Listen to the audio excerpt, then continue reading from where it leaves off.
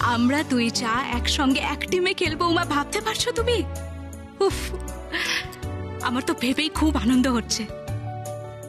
উফ আলিয়া দি, তোমার আর ছোট বৌদির ইন্টারভিউ একসঙ্গে কাগজে বেরোবে, তাই না বলো? বৌমারা সেলিব্রিটি বলে কথা। হ্যাঁ রে, তোদের এখনো ক্রিকেট নিয়ে এত আনন্দ করতে ইচ্ছে করছে? কি জানি বাবা।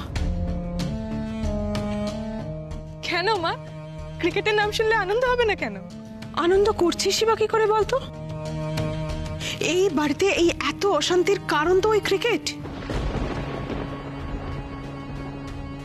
বৌদি, তোমার কেন এটা মনে হচ্ছে বলো তো? প্লিজ এভাবে বলো না। দেখো, উমা আলিয়া দুজনেই একসাথে এক টিমে খেলবে, প্লাস ওরা এই বাড়ির দুই চা। মানছি ঠাকুরপো, কিন্তু কি বলতো, কিছুদিন যাবত এই বাড়িতে এত অশান্তি দেখে আসছি না, সারাক্ষণ শুধু অশান্তি, একে অপরকে দোষারোপ করা, সব ওই ক্রিকেট খেলার জন্য। এসব আমার আর ভালো লাগছে না গো। দিদিভাই, আমি বুঝতে পারছি তোমার কথা, তোমার সব কথাই বুঝতে পারছি, কিন্তু তুমিও ওদের কথা একটু বোঝো, একটু। কি বুঝবো বল? তুই আমাকে বল ছোট, আমি কি বুঝবো? এর মধ্যে আমার কি করার আছে? বরং এমন কিছু একটা ঘটুক যাতে বাড়ির উপর থেকে এই অশান্তির মেঘটা যাতে কেটে যায়, আর যেন আমাদের কোনো ক্রিকেট খেলা, বিশ্বাস কর ছোট, এই ক্রিকেট খেলা বন্ধ হলে না সমস্ত অশান্তি থেমে যাবে। তুই দেখ, আর আমাদের বাড়িতে মা, এটা তুমি কি বলছো? না মানছি বাড়িতে একটা অশান্তি হয়েছে, তার মানে এটা না যে উমার আলিয়া ক্রিকেট খেলা ছেড়ে দেবে। মা তুমি যে কি বলছো? আমি এমনি এমনি বলছি না অভি, আমি এমনি এমনি বলছি না। আচ্ছা তুই ভেবে দেখ, একটা বাইরের লোক বাড়িতে এসে তোর দাদাকে দোষারোপ করছে,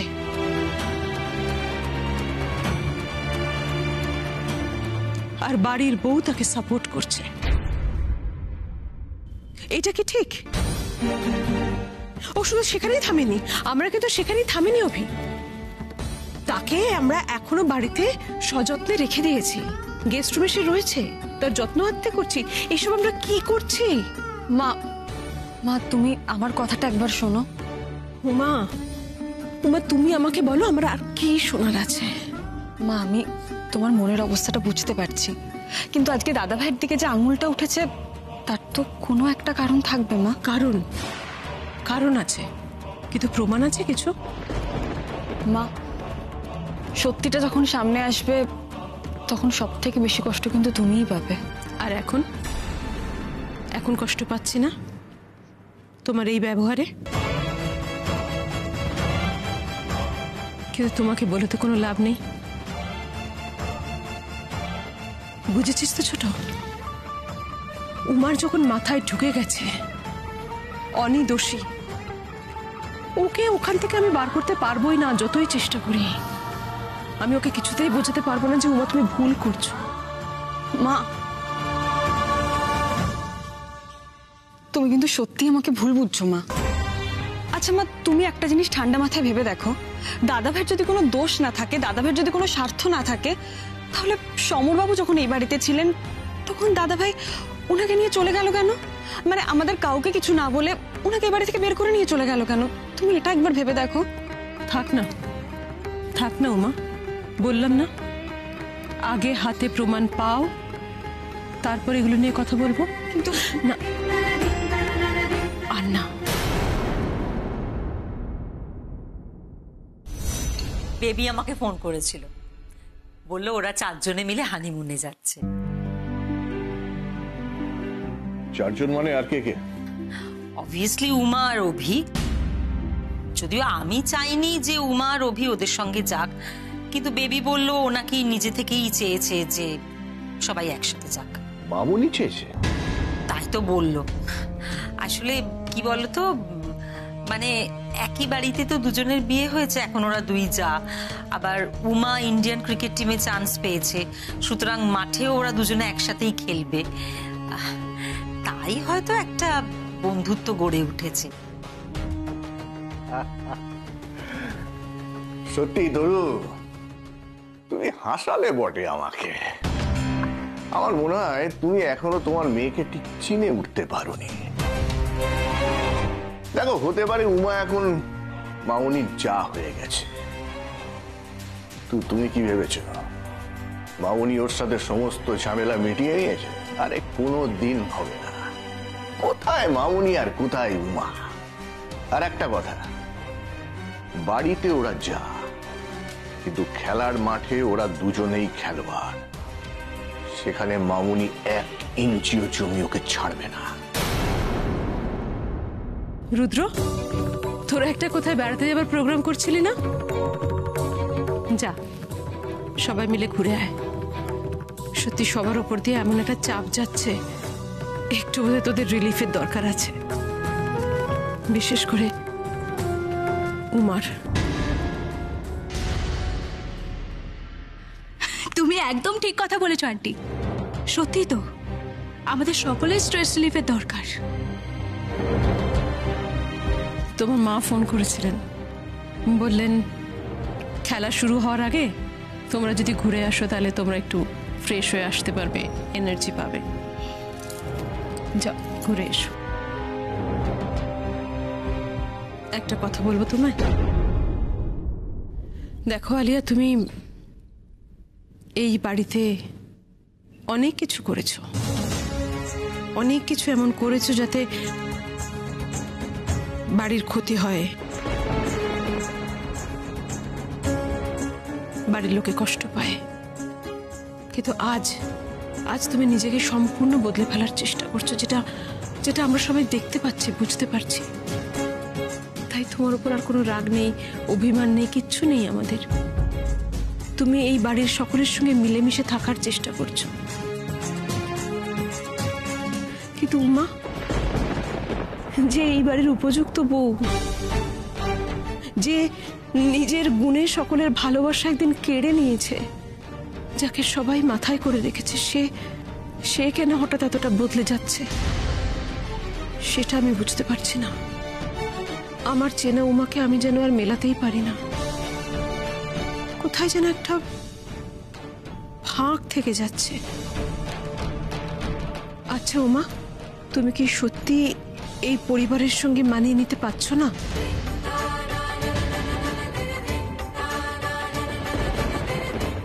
না না দিদিভাই, তুমি এইভাবে বলো না।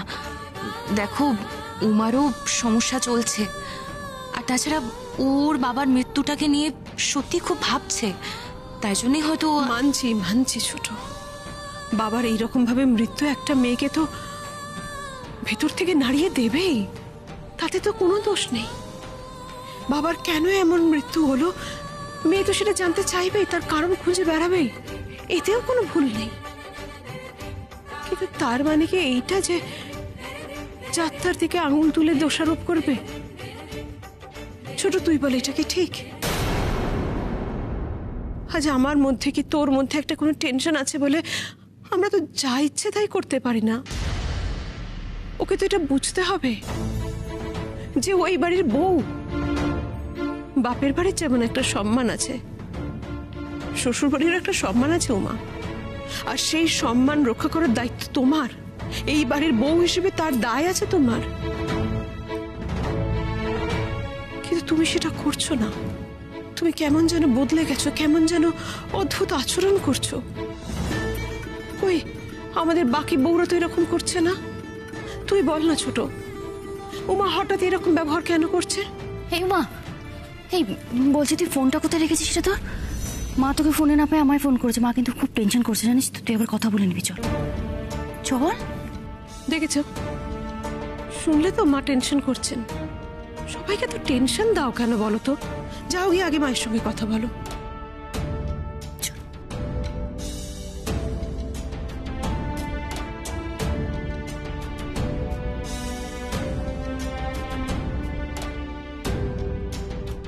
মা, মা তুমি হঠাৎ এইসব কথা কেন তুলছো?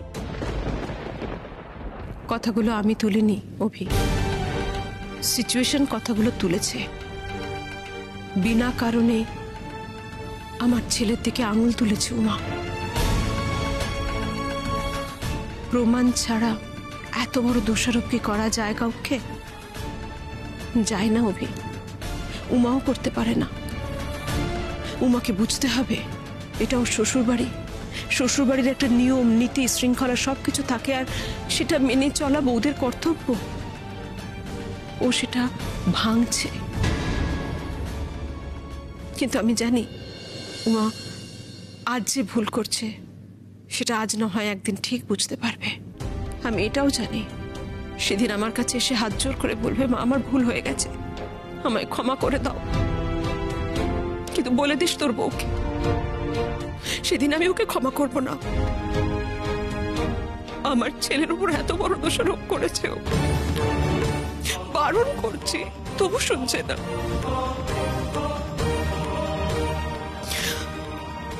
আমি ক্ষমা করব না ওকে।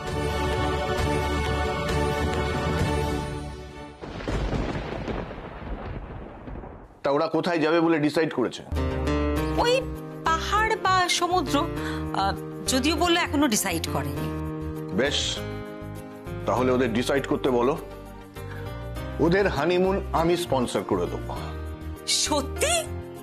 I mean really? রিয়েলি তুমি ওদের হানিমুনটা স্পন্সর করে দেবে? আর এতে সত্যি মিথ্যের কি আছে? বাবা হয়ে মেয়ের জন্য এইটুকু পারি না? হ্যাঁ, সেটাতে তো বেবি ভীষণ। কিন্তু শোনো, বলছি যে উমা আর অভিও তো যাচ্ছে, ওরা যদি এটা অ্যাকসেপ্ট না করে, আই মিন নিতে না চায়, তাহলে? আরে বলে তো দেখো, বিয়ের পর তো ওদের সেরম কিছু দিতেই পারিনি, এটাই না হয় আমার তরফ থেকে গিফট হবে। Oh my god, baby will be so happy. আমি এক্ষুনি যাচ্ছি, ওকে ফোনটা করে খবরটা দিচ্ছি, ভীষণ খুশি হয়ে যাবে বেবি। দাঁড়াও।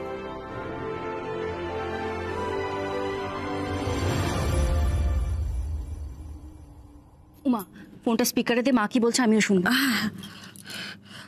হ্যালো হ্যালো মা, বলো। উমা, এখানে ভারী অদ্ভুত একটা ঘটনা ঘটে গেছে রে মা। মা কি কি হয়েছে মা? মা মা তোমার গলাটা এরকম লাগছে কেন? মা মা তুমি কি কাঁদছো? দাও এই ছোটদি, মা জানিস তো খুব খারাপ একটা স্বপ্ন দেখেছে, তাই জন্য এরকম করছে। কি স্বপ্ন দেখেছো রে ছুটকি? আমাকে দে, আমাকে দে, আমাকে বলতে দে। মা মা মা তুমি শান্ত হও, তুমি কান্নাকাটি করো না মা, তোমার শরীরটা খারাপ হবে। তুমি একটু শান্ত হও, দিয়ে আমাকে বলো কি হয়েছে, কি স্বপ্ন দেখেছো আমাকে বলো। সামনেই তো তোর বাবার জন্মদিন আসছে, কি জানি সেই কারণেই স্বপ্নটা দেখলাম কিনা। মা তুমি হয়তো সেই জন্যই স্বপ্ন দেখেছো, তুমি হয়তো বাবার কথা ভাবছো, তোমার বাবার কথা মনে পড়ছে, সেই জন্যই দেখেছো। মা মা তুমি এগুলো নিয়ে একদম বেশি ভেবো না। তুই আমার কথা বুঝতে পারছিস না উমা? এতদিন হয়ে গেল তোর বাবা আমাদের ছেড়ে চলে গেছে, কই কখনো তো কোনোদিন স্বপ্ন দেখিনি, তাহলে কালকে হঠাৎ কেন দেখলাম বলতে পারি? আচ্ছা মা, তুমি কি এমন স্বপ্ন দেখেছো যে এত ভয় পেয়ে গেছো, এত কষ্ট পাচ্ছ, বলবে তো সেটা। আমি দেখলাম তোর বাবা যেরকম শেষ রাতে গেটটা আস্তে করে খুলে গাড়িটা রাখতো, তারপরে পা টিপে টিপে আমার ঘরের দিকে এগোতো, আমি দেখলাম ঠিক সেই রকম ভাবেই আমার কাছে তোর বাবা এলো, এসে ডাকলো, শুধু পা ওঠো, শুধু পা ওঠো। তারপর মা মা বাবা বাবা তোমাকে স্বপ্নে কি বললো মা? সেই আগের মতো পুজো দেওয়ার জন্য আমার জন্য লাল পেড়ে শাড়ি, আলতা, সিঁদুর সবকিছু এনে দিল, দিয়ে বললো চলো যাও, এগুলো পরে তুমি পুজো দিতে যাও। তাছাড়া তুমি এখন এখন আলতা সিঁদুর পরো না কেন? তোমাকে এগুলো আমি পড়তে দেখি না কেন? কতদিন তোমাকে এই সাজে দেখি না গো। আচ্ছা বাবা, তোর বাবা চলে যাওয়ার পর আমি তো কোনোদিনও লাল শাড়ি পরিনি, তাহলে তাহলে কেন এরকম স্বপ্ন দেখলাম বলতো? কেন? আমি জানি তুমি এরকম স্বপ্ন কেন দেখেছো। তুমিও তো চাও মা বাবার দোষীরা সামনে আসুক, তাদের শাস্তি হোক। তোমার উমা তাদের প্রত্যেককে শাস্তি দেবে মা, যে এই অন্যায়টা করে থাকুক তাকে আমি খুঁজে বের করবই। যারা আমাদের কাছ থেকে আমাদের বাবাকে কেড়ে নিয়েছে, যারা তোমার স্মৃতির সিঁদুর কেড়ে নিয়েছে, তাদের কাউকে আমি ছাড়বো না মা। তাদের প্রত্যেকের মুখোশ আমি টেনে খুলে তবে ছাড়বো মা। আমি জানি তুই যখন একবার স্থির করেছিস তখন এর শেষ না দেখে তুই ছাড়বি না, তোকে আমি খুব ভালো করে চিনি। একটা কথা বলি মা, পুরনো কাসন দিয়ে হেঁটে অশান্তি বয়ে আনা ছাড়া আর তো কিছু হবে না মা। কি লাভ বল তাতে? তোর এই চেয়ে দেখ গোয়ে স্বভাব সবকিছু না শেষ করে দেয় উমা। তাতে আমার একটা কথা শোনো মা, শ্বশুর বাড়ির সকলের সাথে মিলেমিশে থাক, বিপদে আপদে একে অপরের পাশে দাঁড়া। কি লাভ মা এইসব ঝুট ঝামেলায় গিয়ে? কি লাভ বল? লাভ লোকসান জানি না মা, আমি শুধু এইটুকু জানি, যারা আমার বাবাকে কষ্ট দিয়েছে তাদের আমি ছাড়বো না। তাদের সামনে আনবো, শাস্তি দেব, আমি তবে থামবো।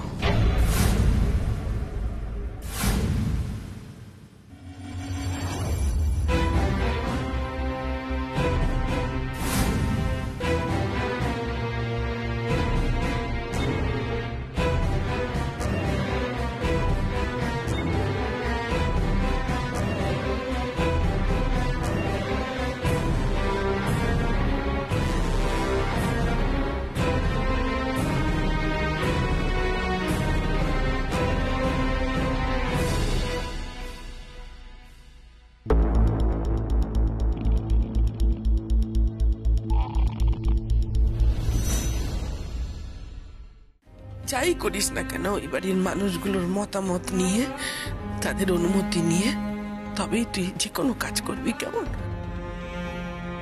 বিশেষ করে অভির অনুমতি কখনো অগ্রাহ্য করবি না, কেমন? মা, আমি তোমার সব কথা বুঝেছি, এবার তুমি একটু শান্ত হও, একটু কান্নাটা থামাও মা। আমার আর ভালো লাগছে না, তুমি কাঁদলে আমার ভালো লাগে না মা।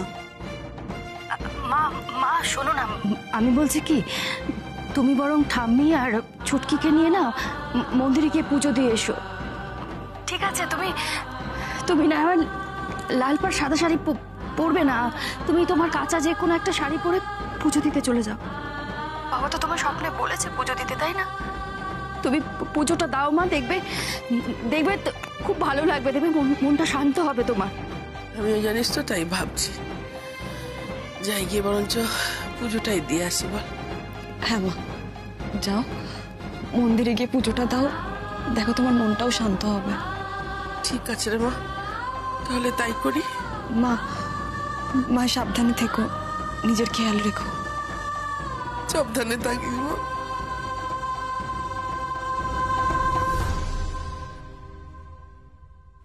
ছুটকি, হ্যাঁ মা। ধোয়া শাড়ি বের করে নিয়ে তো, স্নান সেরে তোকে আর ঠাম্মিকে নিয়ে মন্দিরে যাবো পুজো দিতে। যাচ্ছি। বাবা, তোর বাবা স্বপ্নে কেন বারবার আসছে? ছুটকি, কেন আমাকে এত জ্বালাচ্ছে? কেন আসবে না তো ফিরে? বল, আসবে কি? কোনোদিন তো ফিরে আসবে না।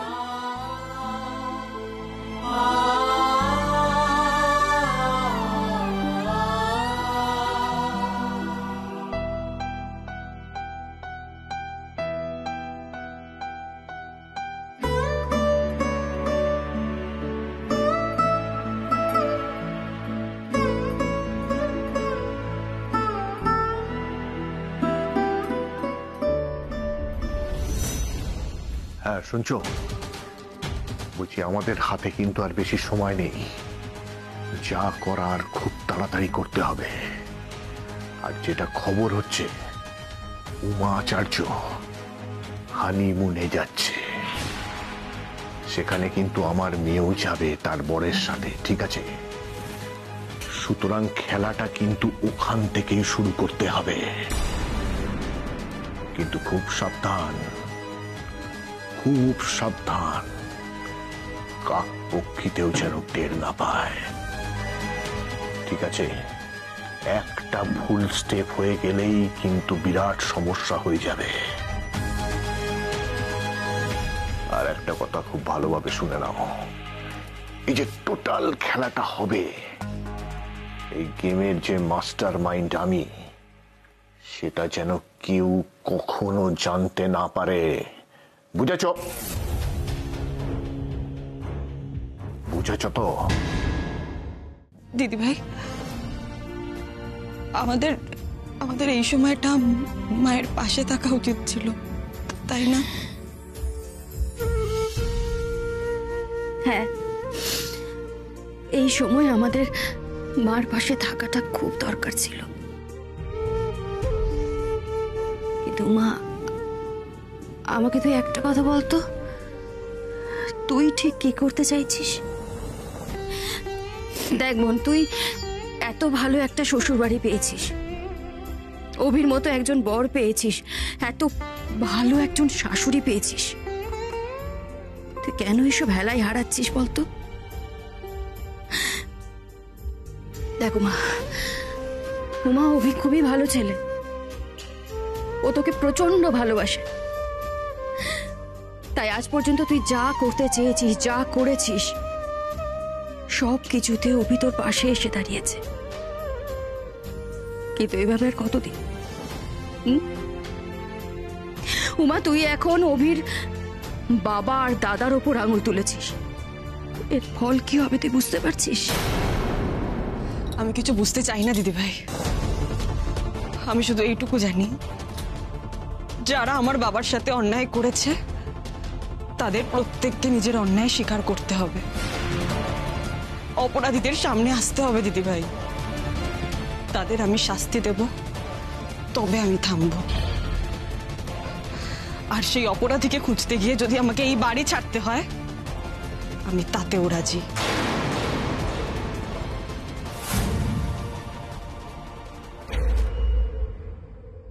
উমা, তোমার বাবার খুনিকে ধরার ইচ্ছে তোমার কোনো দিন পূর্ণ হবে না।